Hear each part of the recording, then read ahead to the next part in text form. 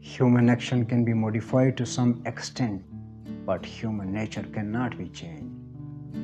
Love is the chain to lock a child to its parent. There are no bad pictures. That's just how your face looks sometimes. You can tell the greatness of a man by what makes him angry. Common looking people are the best in the world. That is the reason the Lord makes so many of them. That the ability to describe others as they see themselves. Upon the subject of education, not presuming to dictate any plan or system respecting it, I can only say that I view it as the most important subject which we as a people can be engaged in. I am rather inclined to silence, and whether that be wise or not, it is at least more unusual nowadays to find a man who can hold his tongue than to find one who cannot. When you reach the end of your rope, tie a knot and hang on. Leave nothing for tomorrow which can be done today. And in the end, it is not the years in your life that count. It is the life in your years. Nearly all men can stand adversity. But if you want to test a man's character, give him power. I would rather be a little nobody than to be an evil somebody.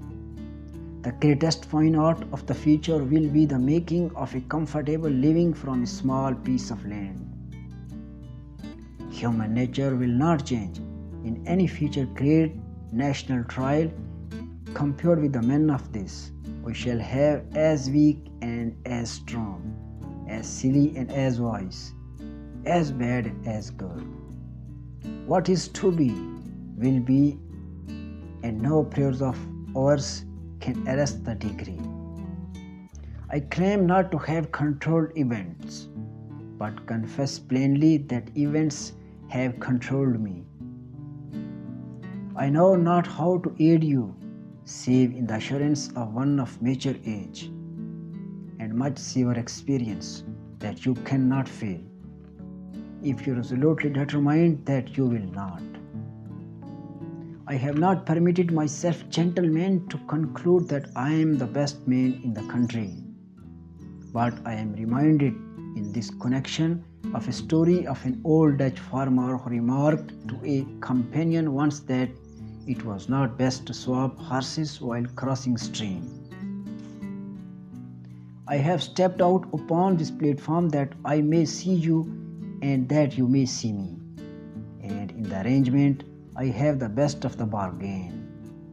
This is a world of compensation, and he who would be no slave must consent to have no slave. Those who deny freedom to others deserve it not for themselves, and under a just God cannot long retain it.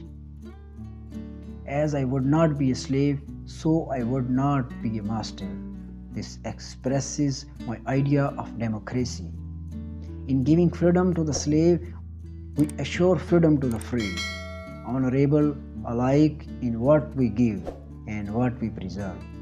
We shall nobly save or meanly lose, the last best hope of earth. You think slavery is right and should be extended, while we think slavery is wrong and ought to be restricted. That I suppose is the rub. It certainly is the only substantial difference between us.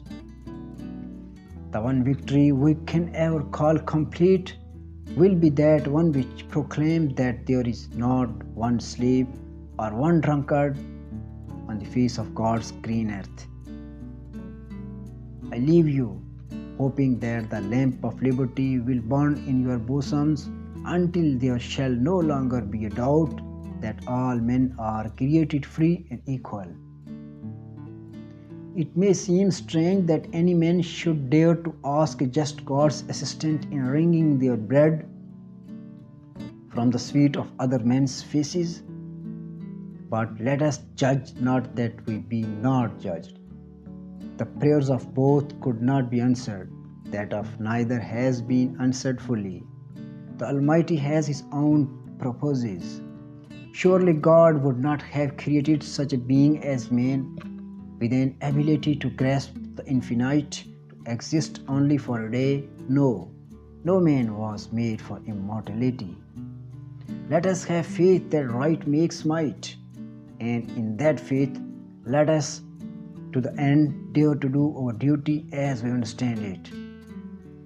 Any people anywhere, being inclined and having the power, having the right to rise up and shake off the existing government in form of a new one that suits them better. This is a most valuable, a most scared right, a right which we hope and believe is to liberate the world.